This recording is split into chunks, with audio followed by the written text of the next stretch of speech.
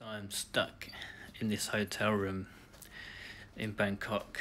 I've got to do 2 weeks quarantine, 14 days. I've been pacing up and down for the past, I don't know, at least an hour or so. Nothing to do, trying to get a bit of exercise. I've come to Thailand to, one of the reasons is to have a break from England, and in England I live in an apartment and I really don't like it. I feel sort of trapped living in an apartment, so I've come over here to get away from it, and then I'm sort of jammed up in this hotel quarantine I've got to put up with for 2 weeks. So it's like living in an apartment on steroids sort of thing, because I can't get out even if I want to. So one of the things that I really dislike about living in an apartment is that I find there's very little to do.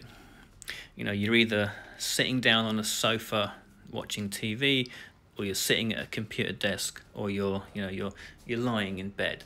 And those are like your three states of existence. There's very little else to do. Maybe for a treat, you can lie on the floor and watch TV, or go to the kitchen, get something to eat, go to the toilet. But that's really it. You spend, say, 95% of your time sitting in a chair or lying in a bed, and I find that's just not enough for like human existence. It should be a richer experience than that. So you've got to put up with noise from your neighbours. I can hear their TV coming through the wall a little bit. Back in England this year, I had an experience with a noisy neighbour that I won't go into now, but I'll just say it was a complete nightmare, and it drove me crazy. I have to get away from that kind of living, but unfortunately I'm stuck with it a little while longer because I have to earn money. That's the problem, isn't it?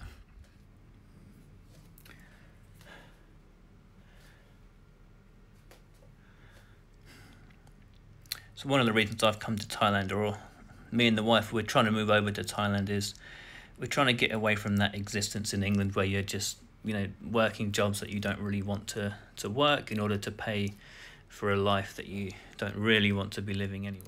So I haven't really spent any time in a city centre since I was at university. I mean, that was about 8 years ago, and I was living in central London for the final year of my degree.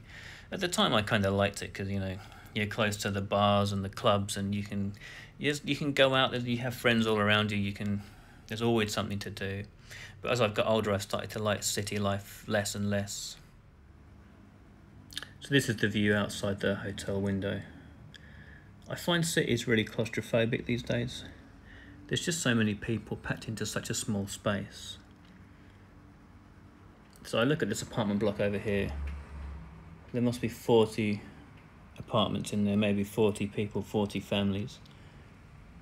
I don't think it looks like a nice place to live, and I don't think I would like to live in there.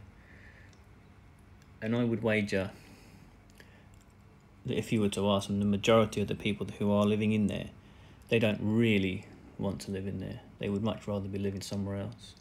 But they're only in there so that they can earn money. And it's funny to me that they even build buildings like this. When they're building them, they know that no one really wants to live in there.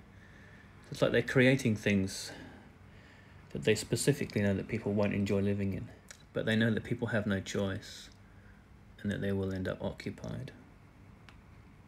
Now, I might be biased, but I think big cities such as Bangkok or wherever are a bit of a relic from the past.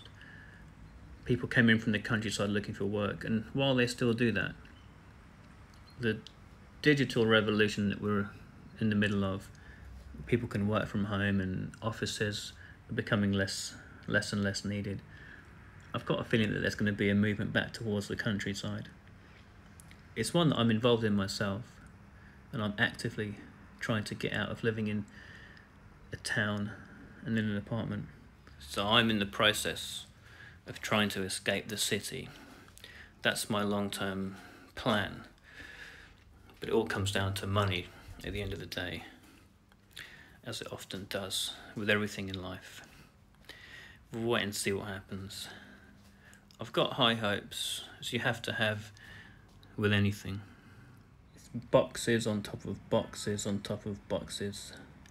That's how they have people living. I think it's completely crazy. And I say that as someone who lives in an apartment. I think I'm completely crazy for doing it, but just sometimes you got to do what you got to do. But I've definitely had enough of it now. I cannot wait to get out. I think I'll have to do it for another year at least, maybe 2, maybe 3. Just have to wait and see what happens. Everything's unpredictable this year, 2020.